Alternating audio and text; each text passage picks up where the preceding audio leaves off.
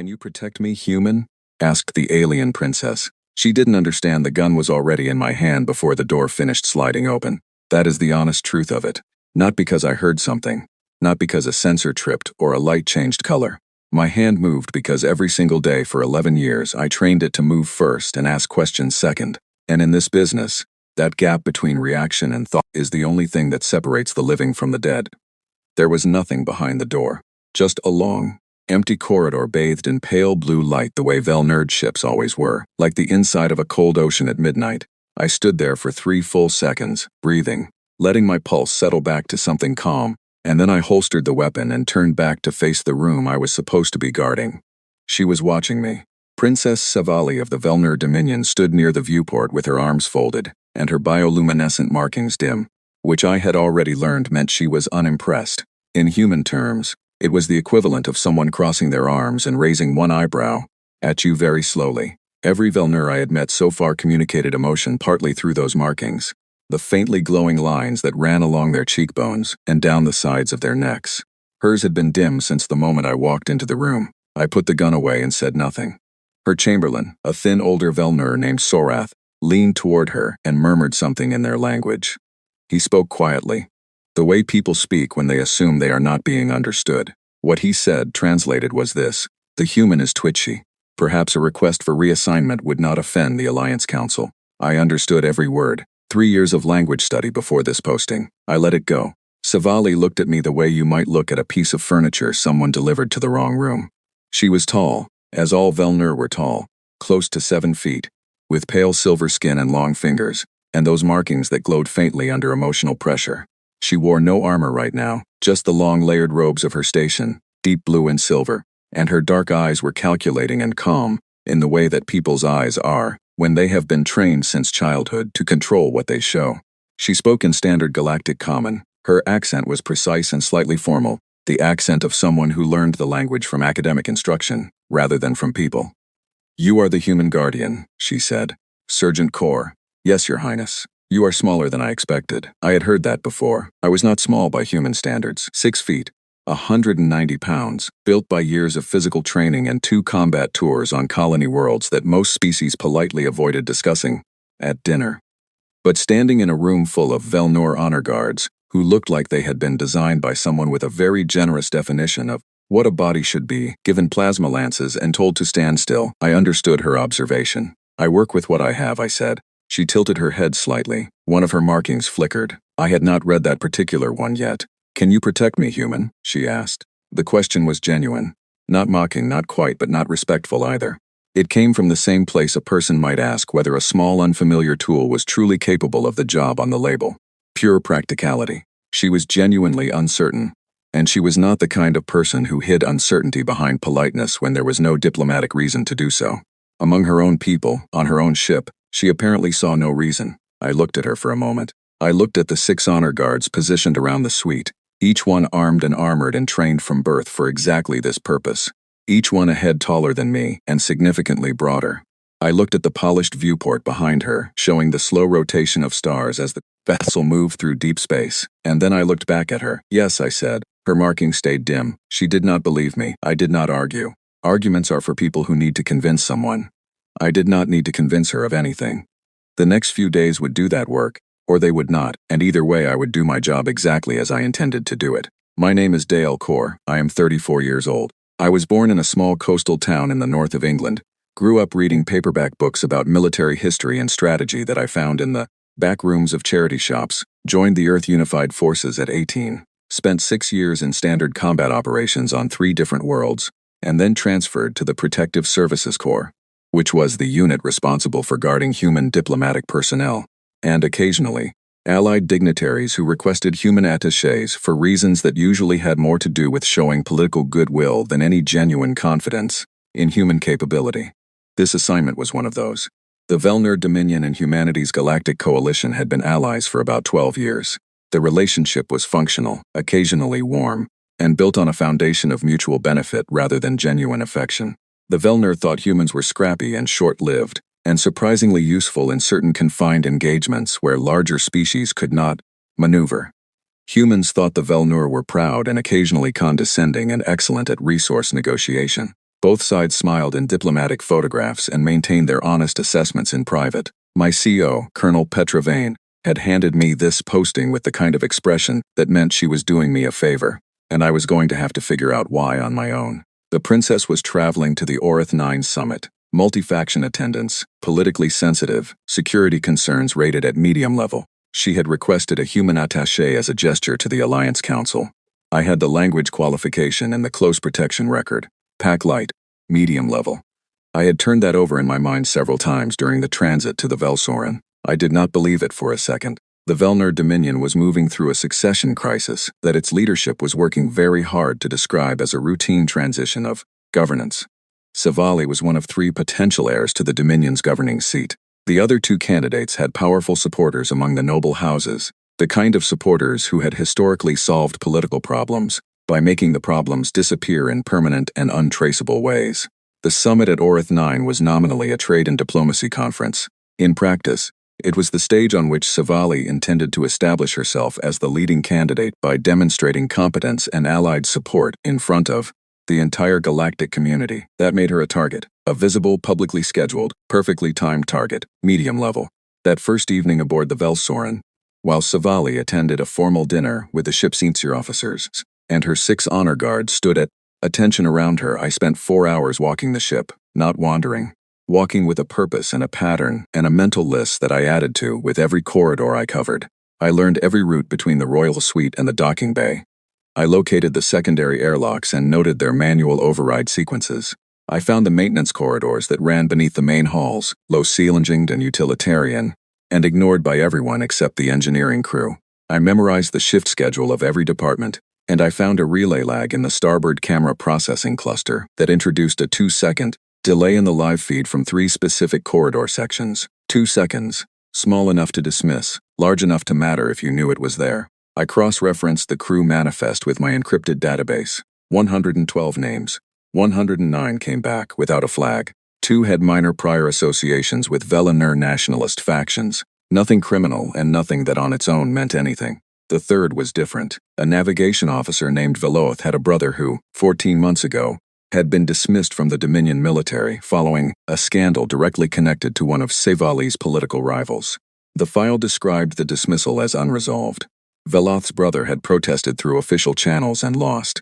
That kind of outcome leaves a particular kind of mark on a family, not guilt, not proof of intent, but a mark that does not fade quickly, the kind that changes how a person sees the people responsible. I noted it and kept it where I keep things like that, in the back of my mind where they sit quietly and wait to become relevant. On the 2nd morning, I came back to the Royal Suite, the start of my shift, to find Sorath in the corridor, with his composure fractured in the specific way that composure fractures when something has gone wrong and the person responsible does not yet know why. The honor guard was clustered outside the suite door in a posture I had not seen from them before, a kind of directed confusion, organized people in a situation that their training had not prepared them for. "There is a technical issue," Sorath said, not addressing me specifically. "The suite's biometric lock has cycled incorrectly. The guard cannot enter." The suite's biometric lock had locked out the entire honor guard. I looked at the door panel. The status light was blinking amber, a soft lock rather than a hard security seal. The kind of state a panel reaches when it receives a conflicting authorization signal. Possible causes: software glitch, power fluctuation, or deliberate interference from a spoofing device connected to the local network. I looked at the corridor cameras. The nearest one was in the standard position above the door. I thought about the relay lag I had found on the starboard side of the ship. This corridor was starboard. The camera was working, but the feed was sitting in a buffer, slightly delayed, currently unavailable in real time to anyone who might be watching. 11 minutes, total. That was the active window. I placed my hand on the panel. The door opened immediately. My authorization was coded differently. A secondary protocol that the Alliance standard requires for human attaché, separate from the ship's primary biometric chain. Whoever had spoofed the panel had accounted for Velnir authorization patterns and had not accounted for mine. Inside, Savali was standing near the viewport with one hand near the small personal alarm on her wrist. She saw me. Something in her posture shifted. Not relaxed exactly, but recalculated. I told her what had happened in brief terms. She listened. She asked why I had not reported it immediately to the ship's security officer. I told her, because the person who sent the signal did not know yet that I noticed. If I reported it, they would learn that their test had failed. As things stood, they believed they had successfully practiced a method. That was worth more to me than a formal report. She looked at me for a long time after that. Sorath came in with the guards, and she said nothing more, and I took my position and the morning continued. But from that point on, she watched me differently. The measurement in it was still there. The dismissal, however, had been replaced by something else. They usually become relevant eventually. The station called Orith 9 floated in neutral space like a city that someone had folded up carefully and launched into the dark. It was enormous, a layered structure of interconnected rings and central towers, built over 40 years by a collective of 17 species who needed a place to negotiate without anyone claiming home advantage. The architecture was intentionally neutral, which in practice meant it was a strange blend of everything. Corridors that shifted in scale as they moved from one species-built section to another. Lighting that changed temperature and color to suit different biologies. Gravity plating that could be adjusted per room and per meeting. I had been here twice before, both times on escort assignments that concluded without incident. I held no particular expectation that this record would continue. We docked at mid-ring, Tier 4, in a berth assigned to the Velner diplomatic delegation. The welcome was formal, conducted on the dock with station officials and representatives from 3 other delegations, and a small group of journalists behind a barrier at the far end of the dock, cameras turning to catch the moment. Savali descended the boarding ramp with her honor guard in perfect formation around her, moving with the precise, unhurried confidence that Velner royalty appeared to practice until it became instinct. I was 2 steps behind her right shoulder. That was my position, not beside her. That place belonged to Sorath. Not in front. The guard captain Velka held that space, behind and offset to the right, where I had an unobstructed line of sight past her to whatever was ahead, and could move in any direction without crossing the guard formation or breaking the visual dignity of the arrival. The greeting ceremonies took 40 minutes. I stood through all of them and watched the room. In the 3 days since the door panel incident on the ship, I had done 2 things that mattered. First, I had confirmed my suspicion about the navigation officer, Veloth, by finding a way to access the ship's personal communication logs through a maintenance terminal that shared the same network as the privacy-protected crew system, but had not been included in the privacy restriction because it had been classified as engineering infrastructure, technically not restricted, technically accessible. I was not particularly proud of the method, but I was thorough, and thoroughness has its own justifications. What I found was not a direct message to any flagged political faction. It was a message to a personal contact whose registered address, after 3 layers of cross-reference through the intelligence database, led to a logistics company that had been flagged twice as a possible front for private security contractors, operating in the disputed Velnor border. Systems, possible, not confirmed, but the stone in my boot had become considerably sharper. Second, I had spent the remaining transit studying the publicly available architectural records of Orith 9, the kind released to all arriving delegations for navigation purposes. I had memorized the layout of the main guest and diplomatic levels. I had mapped the maintenance corridor network in my head, the hidden circulatory system of the station that ran beneath the polished floors, and behind the formatted walls. I had noted the position of every docking bay on tiers 3 through 5, the location of each security post, the shift change timings published for delegation convenience, and one specific detail that had taken me an additional 2 hours of review to confirm. The Tier 4 security cluster was undergoing a scheduled equipment upgrade that would leave 3 of its 12 internal cameras offline for a 40-minute window on the first full day of the summit. I had reported this to station security the morning of arrival. The officer I spoke to thanked me and confirmed it was a planned and known outage, managed with 3 additional personnel during the window. 3 people covering a section of the station hosting 11 diplomatic delegations during the opening day of a high-profile international summit. I thanked him and returned to my preparations. The opening reception was held in the Grand Exchange Hall, a large circular room in the station's central tower, with a transparent ceiling that showed open space above, and a floor so polished it reflected the stars below the guests walking across it. Long tables arranged along the curved walls held food and drink appropriate for 17 different biologies. The delegations circulated through the room and talked, and were photographed talking and said things in public that would be analyzed and discussed in private for weeks afterward. The kind of event that looks like socializing and functions entirely as politics. Savali worked the room with the ease of someone who had grown up understanding that every conversation was a performance with real stakes. She had a way of making the person she was speaking to feel that they were the most important voice in the room at that moment. which is a more effective diplomatic instrument than any formal training or rehearsed vocabulary. She spoke to the Korath delegation's senior representative, the Myron Trade Observers, a consortium of independent station commerce officials, and a senior member of the station governing board, who had the kind of measured smile that meant he was deciding exactly what she was worth to him. Her markings were fully bright during all of it. I had learned enough to read her by then. Bright meant engaged, alive, present. Dark meant fear. Dim meant that she had already made a decision and was waiting for the world to catch up. I was not watching her face. I was watching the room. There were over 200 people in the Grand Exchange Hall. I had been tracking movement patterns since the doors opened, building a mental map of who moved where and why and how. Not tracking every individual, that was impossible and unnecessary. Tracking categories. Staff who moved on patterns that matched their visible roles. Staff whose movement drifted from those patterns. Guests whose positioning relative to the room's exit points changed without social reason. Guests who looked at Savali too often, or looked at her in a specific way, the way someone looks at a fixed point they are navigating toward. At 47 minutes into the reception, two things happened within the same 3-second window. The hall's overhead lighting shifted by a single degree in color temperature. Barely perceptible, the kind of change a person dismisses as a natural variation. I had seen that exact shift before during a training exercise on a station with identical lighting hardware.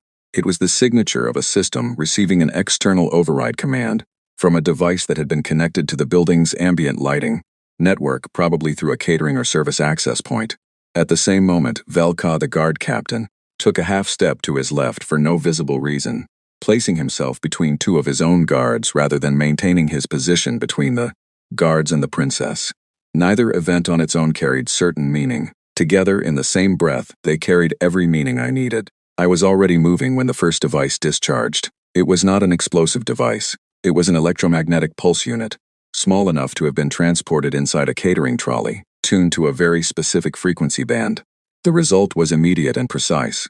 The Velnur Honor Guard's bio-armor, which was sophisticated and powerful, and designed by some of the finest military engineers in the Dominion, ran on an internal power system that operated within a frequency band that was apparently known to whoever had planned this evening very carefully. 6 suits of armor shut down simultaneously, as cleanly as lights going out.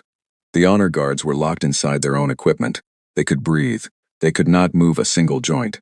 Encased and frozen in the middle of a diplomatic reception, surrounded by 200 guests who had absolutely no idea what was happening. The panic started within seconds.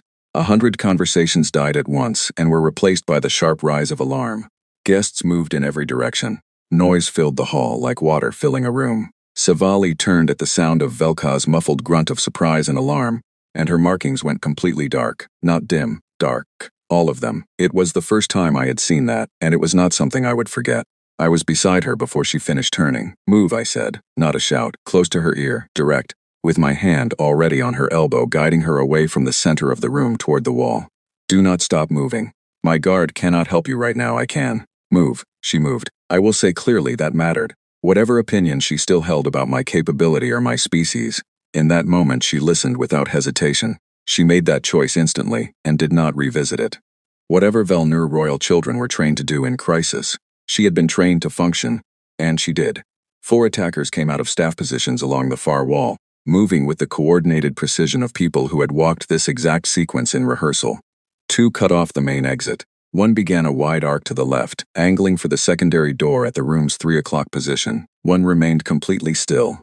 Standing still in a situation like this means one of exactly 2 things: hesitation or command. This person was not hesitating. He looked at me. I looked back. There was a pause, a single breath, where his calculation visibly adjusted. He had planned meticulously for the honor guard. He had not fully accounted for the human attaché standing 2 steps behind the princess's right shoulder. I could see the recalibration happen in his eyes. I used that pause. I pulled Savali behind the nearest large catering station, the kind with heavy alloy legs and a solid alloy surface that would slow most projectiles at the angles he could currently reach us from, and I assessed the room's geometry with everything I had. Main exit blocked. Secondary door at 9 o'clock, too far with the crowd. Secondary door at 3 o'clock, closer. The circling attacker was moving toward it, but had not reached it yet. We had about 12 seconds before that window closed entirely. "I need you to run when I say run," I told her, keeping my voice level and low. "Not before. Not after. When I say it, you go straight for that door at 3 o'clock and you do not stop." I will be directly behind you. She looked at me. Her markings were dark, but her voice was entirely steady. Understood. I fired twice at the ceiling directly above the circling attacker. Not at him. Above him, at the recessed lighting housing. The units came down in a shower of sparks and hot components and a sharp burst of white light. Reflex is not a species-specific trait. He flinched and pulled back. One step. That was all I needed. Run, I said. We ran for the door. The 3 o'clock corridor opened ahead of us, and we were through it. Before anyone in the hall had finished processing what had just happened, I had the tunnel layout memorized. Left turn first, then the third maintenance access panel on the right side, then down into the service network that ran beneath the guest levels. I had walked this route in my imagination 100 times over the past 3 days. Now I walked it in reality. My left arm registered the graze of a directed energy discharge while we were still in the main corridor. Low power, aimed to stop rather than to do lasting harm. It scored across my outer arm like someone had drawn a line of heat across the skin. I registered it, categorized it, and kept moving. The pain told me the range, the angle, and the approximate position of the shooter behind us. It did not tell me to slow down. Pain has never told me anything that useful, and I stopped consulting it for directional guidance somewhere in my second year of service. Savali ran with the long, efficient stride of her species. She did not panic, did not slow, did not ask questions while we were in motion. I noted that too and filed it. The maintenance access panel was exactly where I had memorized it. I pulled it open, guided her through, followed and sealed it from inside.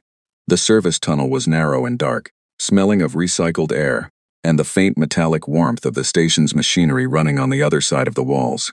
I switched on my personal light and we moved quickly through the low-ceilinged corridor, crouching under conduit runs, navigating by the map I had built entirely in my head from records I had read on a screen 3 days ago. She said nothing for 30 seconds. Then she said, "They targeted the guard armor specifically, yes.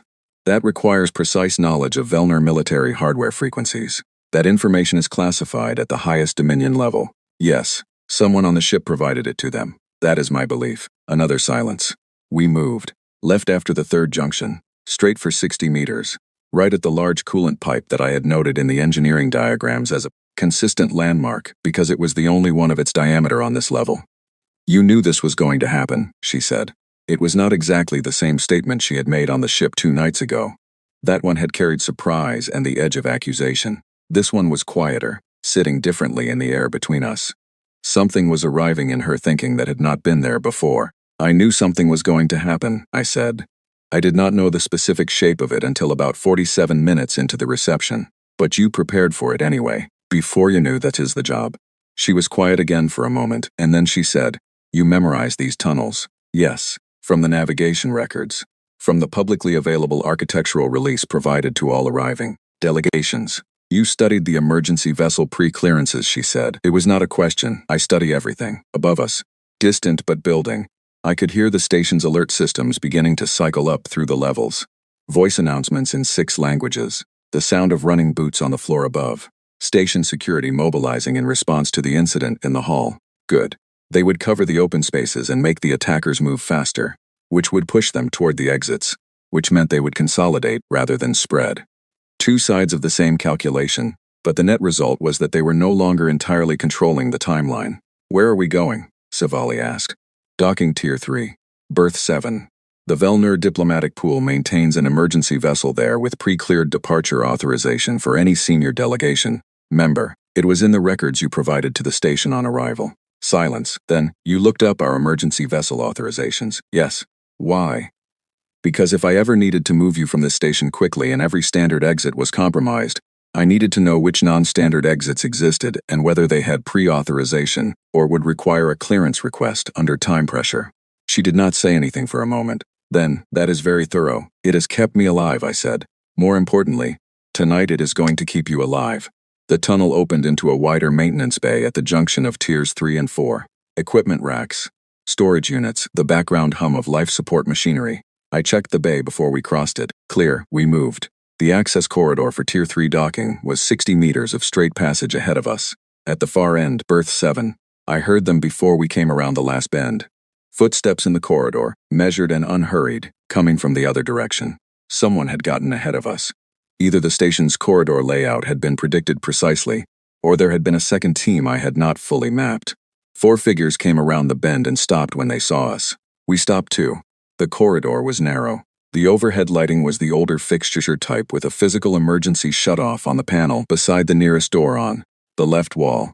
The berth door was behind the four figures, waiting for Savali's biometric authorization to open. We needed to reach it. Savali said quietly at my left. There are four of them, yes, and one of you. Yes. A pause. That is unfavorable math. I looked at the corridor, the width, the ceiling, the equipment lockers, the lighting panel, the distance, the spacing between the four figures, and the angle at which the command figure, the one who had stood still in the hall, was positioned. The math is manageable, I said. She looked at me. How? They are in a narrow space and can come at me two at a time at most. The lighting gives me a controllable variable. And none of them have ever met a human who made a promise and kept it before. I took a breath. Stay behind this corner until I tell you to move. When I say move, go straight to that door and put your hand on it. She nodded once. The first figure started toward us. I went to meet him. The first one came fast, which told me he was confident and not patient. Fast is a good quality in open ground with room to build momentum. In a narrow corridor against someone who has already decided exactly where they are going to place their feet and what they are going to do when they get there. Fast is just a way of arriving at the problem before your own thinking catches up. I sidestepped left. His shoulder hit empty air where I had been. I let his momentum carry him forward and redirected the rest of him into the wall. With a technique I had practiced on pads and in live situations, enough times that my body executed it without asking me. He hit the wall hard. He went down. I did not wait to see him stay down because confirmation is for reports, and this was not a report. I was already looking at the second one. The second attacker was smarter and had held his position, trying to use the distance between us to get a clean aim with a directed energy sidearm. He had drawn. Distance is usually the right call when you have a ranged weapon and your opponent does not. The problem for him was the 8 seconds it took him to acquire a stable aim in a situation where his hands were probably not as steady as he wanted them to be. And the problem for both of us was that I was not going to give him those 8 seconds without charging the variable. I crossed to the lighting panel on the left wall. It was exactly where I had seen it when I looked at the corridor 30 seconds ago, before anyone had started moving, because looking at rooms is what I do and I cannot stop doing it even when I am also doing something else. One hit. Muscle memory, the lights went out. In the dark the body aims for where it last saw movement. I was not where it last saw me. The principle is simple and reliable. In genuine darkness, in the specific high-pressure state of a real engagement, the human eye fixates on the last known position of a threat and the hand follows the eye. This is not a failure of training. It is biology, the deep, quick circuitry of a nervous system that developed over millions of years in an environment where light sources were sun and fire, and nothing else, where movement in the dark was something to track and track hard. You can build on top of that biology with training. You cannot remove it. Even very good opponents, trained in low-light conditions, have a moment of tracking the last position. I needed that moment. I used it. I was not where it last saw me. I was moving on a line I had already committed to, counting steps in the dark, because in a real engagement the adrenaline running in my body elevates almost everything except the count. The count is different. It sits below the elevation, in a part of my training that goes deep enough that it runs independently of whatever else is happening at the surface. I was moving on a line I had already decided on, counting steps in the dark, because the adrenaline that runs in a real engagement elevates everything in the human body except the count. The count stays. I trained in darkness enough times and in enough different kinds of darkness that the count has become something underneath the rest of my thinking, running quietly on its own whether I tend to it or not. At step 19 I was under his arm. The weapon came out of his hand. He did not keep it. I moved it out of the immediate area with a throw that sent it bouncing down the corridor. Because a weapon on the floor in the dark is a problem for whoever finds it. And I would rather it not be found easily in the next 30 seconds. The lights came back after 8 seconds. Station safety systems do not allow manual overrides in occupied corridors to hold longer than that. I had known this. I had accounted for it. The lights returning told me my available window was at its end, which was fine because I had used the window for what I needed. The third attacker was larger than the other two. Larger than most things I had gone against in a real engagement. The kind of large where the instinctive training response is distance, using reach as a weapon in reverse, staying outside the grab window and making the larger body work to close it. There are entire schools of close precision training built around this response. They are correct in environments where you have room to maintain distance. I did not have room. The corridor was exactly wide enough for two people standing side by side with their arms at their sides. There was a wall on the left and a wall on the right and a ceiling above and a floor below and a very large attacker directly ahead of me, and the only direction I was not prepared to go was backward. I went toward him, below the reach window, which exists at a specific height relative to shoulder width and is universal across most body plans because it is a function of geometry rather than species.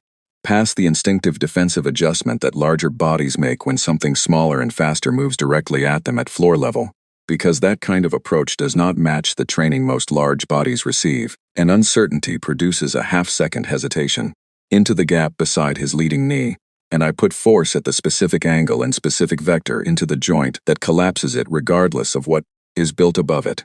Knees are knees. Carbon-based structural biology does not vary enough at the knee joint for mass to protect it from correct leverage. The physics involved is not species-specific. The joint gives the same way whether it belongs to a human or a Vellner or any other upright walker who has been constructed on the same basic structural principle of load-bearing skeletal joints supporting a vertical body. He went down. There is a moment in every real engagement, one that does not exist in training, where the noise of the situation drops away and you become very quiet inside, not calm exactly, because your heart is running and your body is hot and the particular chemical urgency of genuine danger is present in every cell, but quiet in the sense that everything unnecessary stops competing for your attention. There is the problem, and there is the solution, and there is nothing else. 11 years of training built me toward that moment, but the moment itself cannot be manufactured.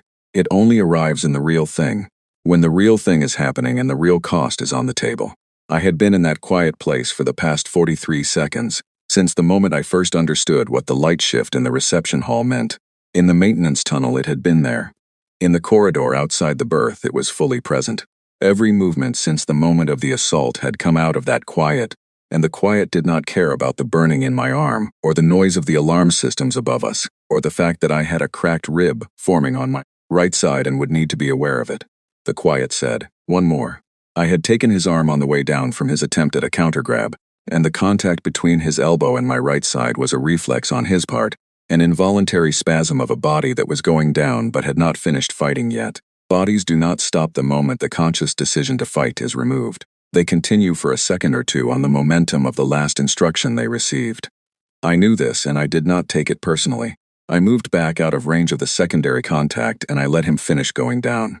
His elbow caught my right side in the brief window before I cleared the range, a reflex rather than an aimed hit, and it connected with enough force to tell me immediately that I had at least one cracked rib to think about later. I noted it and moved on. Later is later. Right now was right now. The fourth figure had not moved during any of this. He was still standing in the same position, 15 feet from the berth door, watching everything that had happened in the past 40 seconds with an expression that had started as professional confidence and was currently in the process of becoming something else. Not fear. I did not think he was afraid. He was recalculating, the way someone recalculates when the model they were operating on turns out to be missing a significant variable. The variable was me, specifically, and specifically what I was willing to do when the person I promised to protect was behind a door I needed to reach. I was breathing hard. My arm was burning from the earlier graze. My side hurt with the specific quality of hurt that comes from structural damage rather than surface damage. My hands were steady. My thinking was clear. I had learned in my second year of service that pain and function are separate systems in a human body, and they do not automatically affect each other. And I had spent 10 years since then reinforcing that learning every time the opportunity.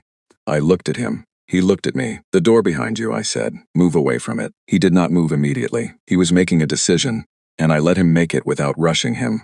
Because rushing a decision in a person who is still armed produces a different outcome than giving the decision room to resolve on its own.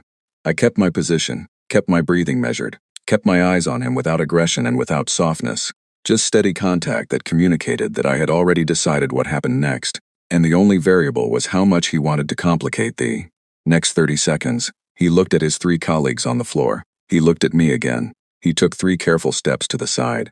His movements were slow and deliberate, controlled, the movements of someone choosing to yield rather than being forced to yield.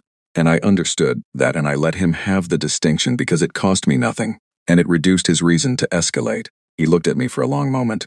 His calculation was complete, I could see that. He had run the numbers on the situation and arrived at the correct answer, which was that the numbers were not in his favor, and had not been since the moment his 3 colleagues went down in a corridor. that he had expected, to be adequate for the task. People who plan these things do their planning from a specific model. They build the model on known quantities, available intelligence, reasonable projections. The model for tonight had included the Vellner bioarmor vulnerability, the precise composition of the honor guard, the camera outage window, the layout of the station's Tier 4 level, and the expected response time of station security. It had included me as a minor variable, a human ceremonial attaché in a role that the Dominion used for political signaling rather than genuine security. The model was not wrong about most things. It was wrong about one thing, and the one thing it was wrong about had made everything else irrelevant. He took 3 careful steps to the side. His movements were deliberate and controlled, the kind of yielding that makes a point about the choice being voluntary. I understood the point, and I let him make it because it cost nothing, and it reduced his incentive to create a new problem in the next 30 seconds, while Sevely was reaching the door. I did not turn my back on him. I spoke to Sevely without moving my eyes from his position. Biometric authorization. Now. She stepped out from the corner at my instruction and walked directly to the berth door without slowing down, without looking at any of the 4 figures, without any detour or hesitation. She placed her hand on the panel. The door opened immediately. The emergency vessel was exactly where the record said it would be. Small, functional, the kind of craft designed not for comfort but for departure, its running lights at low standby, and its systems humming quietly in the dark of the docking berth. I backed through the door without taking my eyes off the 4th attacker until the door was between us. I sealed it with a manual emergency lock, a physical bar mechanism that would take station security tools to open from outside, and would hold against everything these 4 were carrying. Inside the berth, the sounds of the station's alert systems were reduced to a low background pulse, muffled by the docking bay walls and the insulation of the berth itself. Sevely stood near the boarding ramp, and she was breathing faster than I had heard from her before. Her markings were returning slowly, the way a room fills back with light when the source is restored, starting at the edges and working inward. She looked at my arm, at the cut above my left eye, which I had not precisely registered acquiring and could not identify the moment it had happened, at the way I was holding my right side, because the rib required a small accommodation in posture that she apparently noticed immediately. "You are hurt," she said. "Functional," I said. "Those are not the same thing." "No, but functional is the thing that matters right now." I moved to the vessel and started the boarding checks. Fuel status, system integrity, emergency transponder activation, departure pre-clearance already in the station's system under her diplomatic authorization. Everything was exactly where it was supposed to be, because I had checked it would be before I ever needed to use it, which was the whole point of checking. She followed me aboard and took the co-pilot seat without being told, which told me something about her. The natural response when someone experienced leads you through an emergency is to follow their lead entirely. The natural response when someone competent is handling the technical work is to stay out of their way. She did both of those things by taking the co-pilot seat, which was out of my way but within reach if I needed a second set of hands, which was the correct tactical position, and she found it intuitively. "In the hall," she said, while I ran the pre-launch sequence, "you fired at the ceiling above him instead of at him directly." He was positioned at an angle where a direct shot intersected the crowd along the far wall. The ceiling fixture was a safer choice that produced the same result. You calculated that in under a second. Probably faster. How does a person think that quickly under those conditions? I finished the sequence and looked at her for a moment. When I took this assignment, I reorganized how I think. Not my own outcome first and then yours. Yours first and only. What is the threat to you? What is the exit for you? What does a mistake cost you? When the framework is built that way, every decision runs faster because there is only one answer worth finding and everything else is removed from the calculation. She was quiet for a moment. Her markings were at about half brightness. "My people describe humans as a self-interested species," she said. "Every briefing document I have ever received about your people contains that description. Self-preserving, cost-calculating, useful when interests align. I know, you are not matching that description. Briefing documents describe what statistics predict," I said. "They do not describe what a promise does to the person who made it." The launch sequence completed. The vessel lifted, the berth doors opened on the pre-clearance authorization, and we came out into open space. The vast ring structure of Orith 9 fell slowly away behind us, still fully lit, its emergency beacon pulsing steadily on my instruments, the station going about the serious business of responding to what had just happened inside it. I set the autopilot on intercept for the Vellner carrier, and checked the instruments, and let the quiet of open space settle around us. The stars were very old and very steady, and they did not care at all about the various urgent and important things happening at the scale of two small people in a small vessel far below them. I checked the emergency transponder. Active and broadcasting. The carrier was responding. 42 minutes to contact. Savali sat in the co-pilot seat and looked out at the stars. Her markings were at about half brightness, still slowly returning to full. For a while neither of us said anything. The vessel ran quietly. The instruments reported nothing that required attention. The space between us and the carrier was empty and calm. Then she said, "There was someone on the ship." "Yes, the navigation officer. I believe so. You suspected him before we arrived at the station." I identified a possible connection. "I did not have confirmation." "But you prepared as if the threat were real regardless of whether you had confirmation." "Suspicion is not proof," I said, "but it is also not nothing. I treated it as worth preparing for while continuing to look for evidence." She was quiet again. Then, "When did you know for certain?" "When the armor frequency was used in the hall."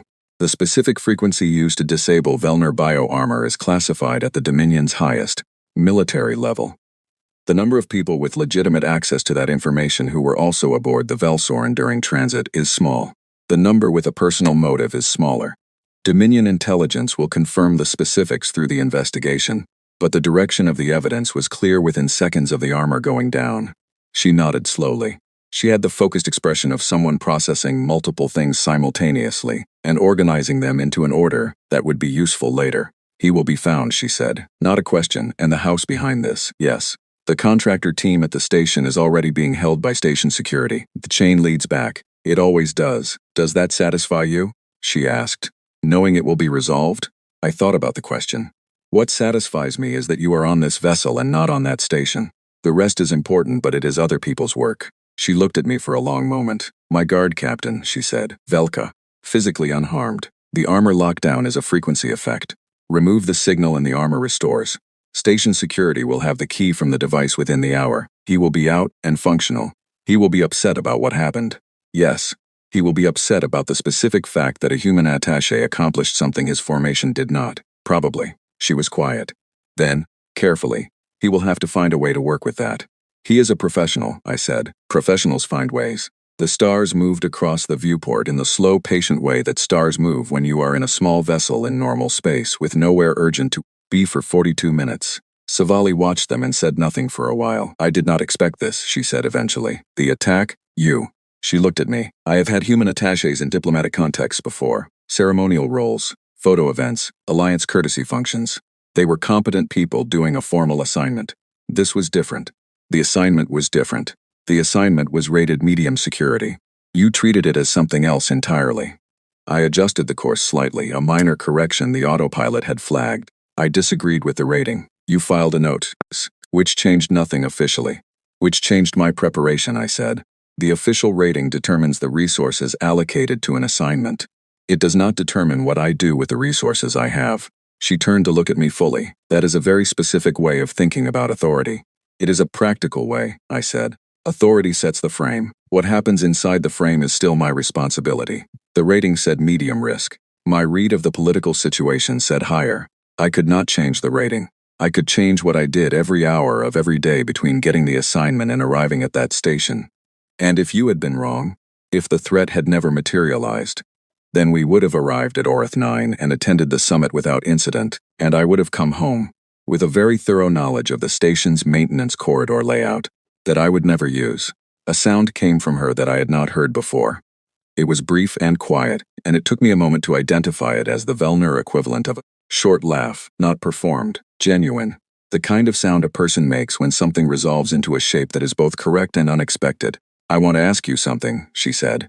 "And I want an honest answer." "Yes." "When I asked you on the ship whether you could protect me, and you said yes, was there any part of you that was not certain?" I thought about it. The honest answer required looking at the moment clearly, without revision. "There was no part of me that was not certain of my intent," I said. "Whether I was certain of the outcome is a different question. I was not certain what the threat would look like or when it would come. I was not certain I would not be hurt. I was not certain everything would work.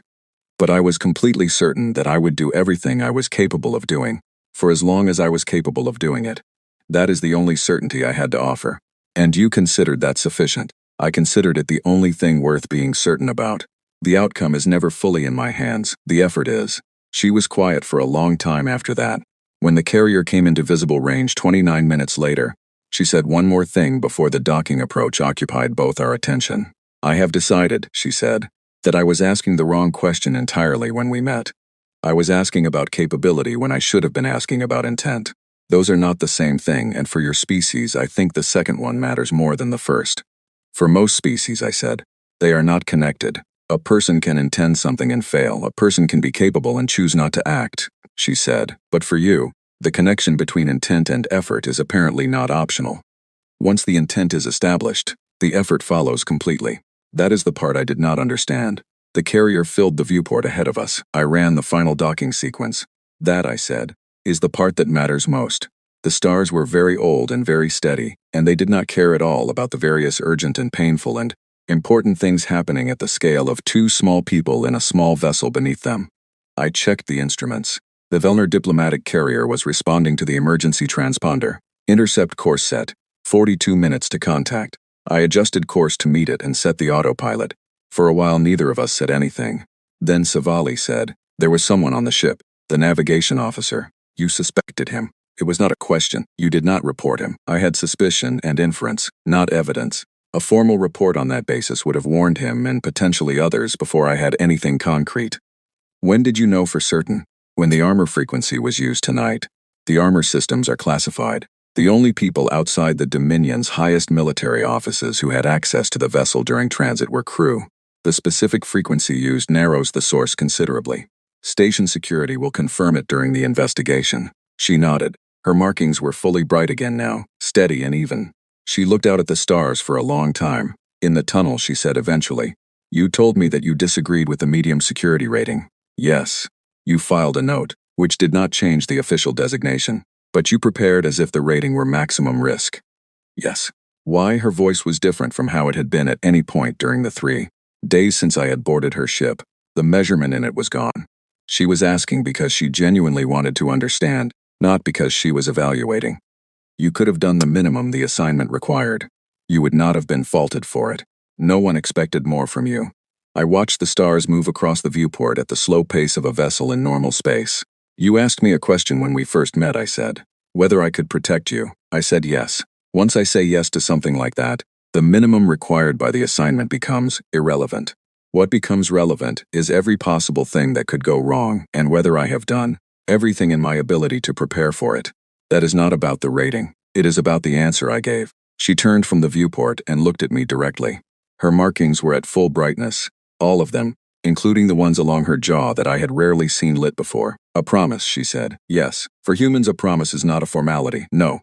It is a decision. Once made, the outcome is not negotiable. That is one way to say it." She was quiet for a long moment. The rescue beacon on my console pinged the first acknowledgement from the carrier. I made the notation in the flight log. "I asked you the wrong question," she said. I glanced at her. "When we met, I asked whether you could. That is a question about physical capability, about whether your body and training are sufficient given the variables." She paused. "The question that actually mattered was whether you would, whether the promise itself carried weight, whether the word yes meant something beyond the moment it was spoken." She looked at the stars. "For you, the answer to would was never in question. Was it?" "No," I said, "it was not." She nodded very slowly, with the deliberate movement of someone settling into a conclusion they have been arriving at for some time. The carrier came into visible range 29 minutes later. We docked smoothly. There were people waiting, diplomatic staff and security personnel and a Dominion medical officer, who looked at me with an expression of professional alarm and began immediately trying to direct me toward a treatment room. I let him, because the arm and the side both deserved attention and I had enough experience to know that the moment after a crisis is not the time to dismiss injuries as manageable. Savali watched me being guided toward medical from across the docking bay. Her markings were still fully bright. She did not look like someone who had just survived an assassination attempt. She looked like someone who had learned something that she was still in the process of integrating. Before the door closed between us, she said, loudly enough to carry, "I will be requesting your permanent assignment, Sergeant Corps." Not as a diplomatic gesture, because I want you specifically. I looked back at her. "Then I will be there," I said. The door closed. I sat down on the medical bay table and let the doctor work, and I thought about nothing in particular for a while, which is a technique I developed years ago for the hours immediately after a crisis. when the body needs to come down from what it has been running on, and the mind needs a moment of silence before the debrief begins. We docked smoothly, and the bay lights were bright after the dark of open space. People were waiting at the bay doors. Diplomatic staff and a Dominion security official and a medical officer who started toward me immediately with the focused professional expression of someone who could assess injury from 20 feet away. Savali descended the boarding ramp ahead of me and was immediately surrounded by her staff, people who had been standing in this bay for as long as we had been in open space, waiting and managing the constant flow of information from the station and the carrier's communications team, and the layers of Dominion government that were all currently focused on the same single question of where the princess was and what state she was in. She was in excellent state. I was the one the medical officer was steering toward a seat. I have functional injuries, I told him. I can see that, he said. Come with me. I went. The arm needed proper care. The rib confirmed cracked 2 of them, which explained the quality of discomfort that had been present since the corridor. The cut above my eye was minor. I sat on the medical bay table and let him work. There is a specific kind of quiet that arrives after an operation ends, not the narrow combat quiet I described earlier. This is different, the quiet that comes when the focus state releases and the body begins its accounting. Everything deferred in the service of function starts arriving, in sequence, as the body works through what just happened to it. I have learned not to resist this process. The body doing necessary work deserves the space to do it. The medical officer finished and left me with a list of things to attend to in the longer term. I thanked him. He left. I sat alone. Through the bay's far window I could see a wedge of open space and the slow turning of the nearest ring section of Orith 9, its emergency beacon still pulsing, the station going about the serious work of accounting for tonight. Someone knocked. I said, "Come in." It was Savali. She had changed out of the diplomatic robes, wearing the simpler traveling clothes of a person who was no longer officially on display, and she was alone. She came in and sat down beside the bed with the deliberate care of someone who had decided to do this and was not leaving until it was done. The navigation officer has been taken into custody, she said. Dominion intelligence is en route. The contractor team is being held by station security. The investigation is underway. Good, I said. It will take months to complete the formal case. The Noble House connection will be proven, but the process is slow. A pause. My political position in the meantime is strengthened. Surviving this publicly, visibly, with the response I intend to make, puts me in a better position than before tonight. The people who planned this made an error, I said. Yes, they intended to demonstrate vulnerability. They demonstrated the opposite. She looked at my arm and my eye and the way I was sitting carefully because of the ribs. Because of you, she said. Because of the work, I said. I was the instrument tonight. The work itself is what mattered. The preparation was not generic work, she said. It was yours. Another officer might have done some of what you did. I do not believe another officer would have done all of it in the way you did it, with the particular orientation you brought to it. I did not argue with her. The argument would not have been entirely honest. We were quiet for a moment. Then she said, I want to understand something about you that I have been thinking about since the tunnel. You said you were afraid, in the tunnel when I asked. You said yes, but you kept moving as if you were not. Those are 2 separate things, I said. Being afraid and being stopped by it. I have been afraid in the field more times than I could count. Fear is information. It is the body telling you that the stakes are real, and that the situation is dangerous. That information is useful. The fear is not the same as the instruction to stop. Those are only the same thing if you decide they are. She was quiet for a moment. Where I am from, she said. The word for courage in its oldest form means the same as the phrase for being without fear. The oldest Vellner concept of bravery assumes the absence of the fear response. That is one way to define it, I said. And yours? Mine is feeling the fear and moving anyway, I said. Not removing the fear. Carrying it with you while you do the thing. I think that is more honest to what the situation actually is. The situation is genuinely dangerous. The fear is the correct response to that. Pretending the fear is not there is not bravery. It is bad accounting. She looked at me for a long time. You are going to change things here, she said. Not intentionally. But the things you think and the way you think them are going to change how people in this house think about certain questions. I want you to know that I am aware of that and I consider it a benefit rather than a problem. I will try not to be disruptive, I said. Be exactly as disruptive as you need to be, she said. That is not a courtesy instruction. It is a sincere one. She stood and moved to the door. Then she stopped. I will file the permanent assignment request tonight. I want it in the formal record as early as possible. I will be there, I said. She left. The door closed. The bay was quiet and still. Outside the viewport of the carrier, the stars were the same as they had always been. Very old, very patient, completely indifferent to the small and urgent lives burning brightly in the dark between them. That is fine. We are used to that. Humans have always burned brightly in the dark and asked nothing from the dark in return.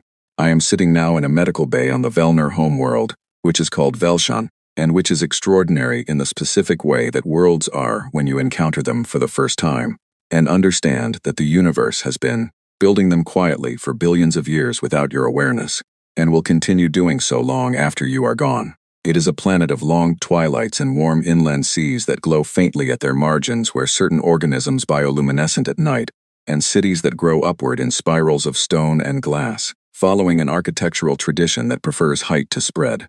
The light in the medical bay is the same pale blue I have come to associate with Velner interior spaces, cool and steady, like the inside of a cold ocean at midnight. My arm has healed. The cut above my left eye is a thin line that will probably remain. My right side still aches when the air pressure shifts, which happens more frequently on Velshan than on most inhabited worlds because of the atmospheric tidal pull of its two moons, both of which are visible from my window in the long twilight hours. I read while I recovered. I studied. I mapped the layout of the royal household facility and noted its security architecture and access points. Not because I was assigned here yet, but because the habit of preparation does not switch off because the immediate crisis has passed. It simply redirects. The next thing that might go wrong is always somewhere ahead of the last thing that did. Old habits. Useful habits. The political fallout from Orith 9 moved quickly. The navigation officer Veloth was taken into custody by Dominion intelligence within 36 hours of our return, identified through the forensic analysis of the armor frequency data alongside the communication record I had found on the ship. He had provided the technical information to a private contractor operating on behalf of a faction within the noble house that supported one of Savali's rival succession candidates. The contractor team at the station was identified and detained by the third day. The noble house is currently under formal investigation by the Dominion's Governance Council, a process that will take considerably longer, but whose conclusion is not seriously in doubt. Savali's political position, which the attack was intended to weaken by creating the appearance of vulnerability, emerged significantly stronger. She had been seen surviving a coordinated attempt on her life in front of representatives of 11 delegations. She had been seen returning to the carrier composed and functional. She had been seen the following day in a formal statement, naming the investigation formally and calling for its full conclusion without exception. She had done all of this clearly and publicly and without the kind of visible distress that political opponents could interpret as instability. She also formally petitioned the Galactic Alliance Council, within 48 hours of returning to Velner space, to reclassify Humanity's Protective Services Corps to First-Tier Guardian status, equal in the register to any species currently holding that designation. The petition included a formal written account of events at Orith 9, and a specific argument that the standard species capability assessments used to determine Guardian tier ratings were inadequate because they measured physical characteristics and overlooked the particular human traits that had made the difference in that corridor outside Berth 7. The petition caused a significant reaction. Several council members viewed it as a diplomatic gesture of excessive warmth, the kind of overly generous public thank you that governments occasionally make after a crisis when they want to signal allied closeness. Others viewed it as a calculated political statement about Savali's own judgment, demonstrating her ability to recognize and reward genuine capability. A few smaller delegations were privately concerned that elevating humanity to first-tier status would shift certain competitive balances in the protective services market that they had grown comfortable with. None of them understood that Savali had done it because it was accurate. She had not made a diplomatic gesture. She had corrected a classification error. There is a difference, and she was the kind of person who found imprecision in formal records genuinely irritating. She came to see me on the 4th day of my stay in the medical facility, after the first phase of the formal hearings had concluded and the immediate political wave had passed its highest point. She came alone, which I was told by the staff was uncommon. Velner royalty did not typically move through a facility without a formation around them. Even informally, even in a secure environment, she sat down across from me, not across the room, not standing above me while I sat, which would have been the more natural posture difference given our height difference and the power differential of our respective positions. She pulled a chair to the side of the bed and sat down so that we were at eye level. I looked it up afterward. Informal Velner social etiquette The deliberate choice to sit at eye level with someone who is lower in station or in a position of physical recovery is a specific and recognized act. It communicates that the person making the gesture has chosen to reduce the distance voluntarily. It is not done casually. It is not a reflex. It is a choice, and the choice means something. I noted it and said nothing about it. I have been thinking, she said, about the conversation we had in the docking berth. Yes, I said I had been incorrect in my assessment of your capability. Yes, that was accurate. But it was not the most important correction. She looked at her hands for a moment, which was the first time I had seen her look at anything other than the person she was addressing during a significant exchange. I asked you whether you could protect me. That question has an implicit framework built into it. Could is a question about your physical reality, your training, your specifications measured against the threat. It is the question you ask when you are assessing a tool. I waited. You are not a tool, she said. And that framing missed the actual variable entirely. The actual question was whether you would, whether the assignment carried weight for you, beyond its professional requirements, whether the word yes was binding in a way that extended past the moment of saying it. She looked up. I know the answer now, but I did not understand when I asked the original question what kind of answer I was actually asking for. I was asking the wrong thing entirely. The answer would have been the same either way, I said. I know, that is the point. She looked at me steadily. For you, the question of would was never in question. There was never a version of events in which you would have done the minimum and called it sufficient, because you said yes, and for you that closes the discussion. Yes, that is not how my people understand humans, she said. The diplomatic briefings describe your species as driven by self-interest, by survival priority, by cost-benefit reasoning in the service of individual preservation. It is not an unkind assessment. It is simply wrong, or at least it is incomplete in a way that makes it functionally wrong. Briefings describe statistics, I said. They describe what an average can predict. They are not good at describing what a promise means to the specific person who made it. She nodded slowly. I am going to change the briefing, she said, not just the dominions, the councils. Every assessment document in the formal record that describes humanity as a self-preserving, calculating species. It is missing the most important thing about you. What will you replace it with? She thought for a moment. Her markings were fully bright, steady and even, the way they were when she was fully present and thinking clearly. A species that gives weight to its own words, she said. A species that, once it has said yes, does not revisit the question. A species that has apparently survived long enough to reach the stars in significant part by refusing to stop when stopping would have been easier. She paused. That is not self-interest. That is something else. Something the standard assessments do not have a category for. We call it stubbornness, I said, or loyalty, or honor. The word varies depending on which tradition you come from. We have a word for it in Old Velnur, she said. It translates roughly as the weight of a spoken thing. It is an archaic concept. We do not use it much in modern usage, because we consider ourselves to have evolved past the era when spoken commitments carried force in the way the old literature describes. A slight pause. I am reconsidering that assessment as well. I almost smiled. I kept it contained. She stood, the movement smooth and unhurried, and she stood at full height, which in a Velnur medical bay was appropriate to the ceiling clearance, and was not intimidating in the context of everything that had passed between us. You will be formally assigned the Royal Household's security staff as a permanent attaché beginning at the conclusion of your recovery period, she said, back to the precise and formal tone of official communication. The commission transfer and rank upgrade have been processed through Colonel Vane's office. I spoke with her directly. How did that conversation go? A very slight change in Savali's expression. Something that in a Velnur face occupied the space that a human smile occupies, but quieter and more controlled. She said she expected this outcome from the day she gave you the assignment. She also said to tell you that she wants the field kit you borrowed in the third rotation returned before your transfer processes. I felt something warm and familiar settle in my chest. Petra Vane had been my CO for 4 years. She had the specific quality of someone who never says more than they mean, and always means more than they say. Expecting this outcome from the day she gave me the assignment was, coming from her, the most comprehensive endorsement I had ever received. Savali walked to the door. She stopped with her hand on the frame, not quite turned around, her profile visible. The question I asked you on the ship, she said. When we first met, yes, I understand now why you only said yes. Without explanation or argument or attempt to convince me. Does it make sense to you, I asked. She turned slightly, just enough that I could see the full brightness of her markings. A person who truly means yes does not explain it, she said. Explaining yes is what you do when you are trying to persuade someone who needs convincing.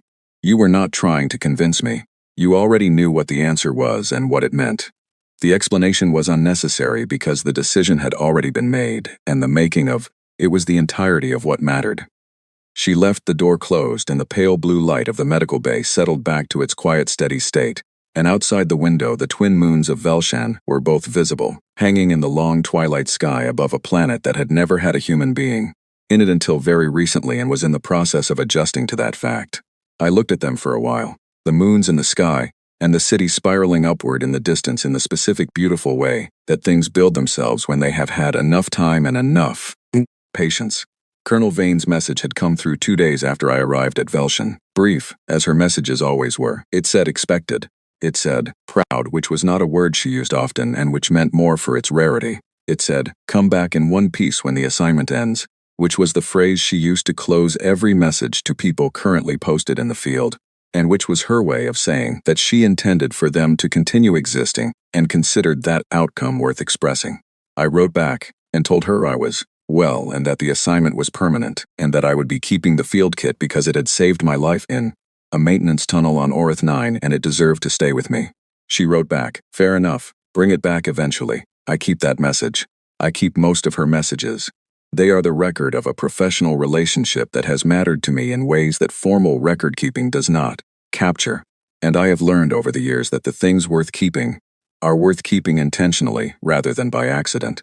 My new assignment begins officially in 4 days. When the medical clearance is issued and the paperwork is complete, and I walk out of this pale blue room into a planet I have never lived on before, in a role I have never held before, serving a person who had to survive an assassination attempt to understand what I was, and who has, in my assessment, understood it very thoroughly since then. I looked at them for a while, the moons and the sky, and the city spiraling upward in the distance in the specific beautiful way that things build themselves. When they have had enough time and enough patience, my arm did not hurt anymore. My side was getting there. The line above my eye would stay, which I found I did not mind. Lines like that are not decorations. They are records. Every one of them is a moment where the outcome could have been different and was not, and the difference was a decision made in the fraction of a second, before thought caught up with action. I had been in this work for 11 years. In 11 years I had made a significant number of those decisions. I expected to make a significant number more. The galaxy has a picture of humanity that it built from the parts of us it could measure, our height and our lifespan and our relatively recent arrival among the stars, our apparently average physical specifications compared to the combat-specialized species that have been out here for centuries, our tendency to negotiate, to adapt, to find a way through problems by methods that do not always look like the methods the galaxy's strategic models predict. The picture is not entirely wrong. We are not the largest species or the longest lived or the most physically formidable. Those things are all true. The picture is wrong about what that means, because the thing about humans, the thing that the briefing documents and the capability assessments and the diplomatic summaries keep missing, is not in our physical specifications at all. It is in what happens when one of us says yes to something. When a human makes a promise, it does not become a contract to be honored when convenient. It does not become an obligation to be discharged at minimum cost. It becomes a fact about how the world is going to go. It becomes the answer to every subsequent question about whether to continue, whether to keep going, whether the situation justifies stopping. Those questions stop being relevant. The promise is the answer to all of them, already given, already final. That is not in any briefing document I have ever read about my species. It is not in the capability assessments or the strategic profiles or the alliance negotiations. It is in the reason a soldier from a coastal town in the north of England spent 3 years learning an alien language for a posting he had not been given yet, and memorized the corridors of a station he had not been assigned to yet, and disagreed with a security rating in a note that changed nothing except his own preparation. It is in the corridor outside berth 7, in a service tunnel under the floors of a diplomatic station, in a moment on a ship at the end of a long day when a princess with dim markings asked a question she thought was hard. She thought it was hard because she was asking about capability, about specifications, about the tool, and whether the tool was sufficient. She did not understand that she was not talking to a tool. She was talking to someone who had already given his answer, fully and finally, the moment the word yes left his mouth. Someone for whom the outcome after that was not a question of capability but a question of will, and for whom the question of will had been resolved the same instant the question was asked. That is what she did not understand. Standing in the doorway of a medical bay on a planet that orbits a star 60 light-years from the town where I was born, watching twin moons rise slowly in a twilight that lasts 4 hours on this world, I think about all the things the galaxy is still learning about us, about all the assessments it will have to revise, about all the moments, in corridors and service tunnels and docking berths and places no one has mapped yet, where another human is going to give another answer, and then do the thing they said they would do. We are patient. We have always been patient. We will keep showing up and doing the work and keeping the promises we make, and the galaxy will keep being surprised, and that is completely fine. We are used to being underestimated. We have been underestimated since before we knew there was anyone else out here to do the estimating. We are still here. We will keep being here. That is the whole of the answer. That is all the explanation it needs.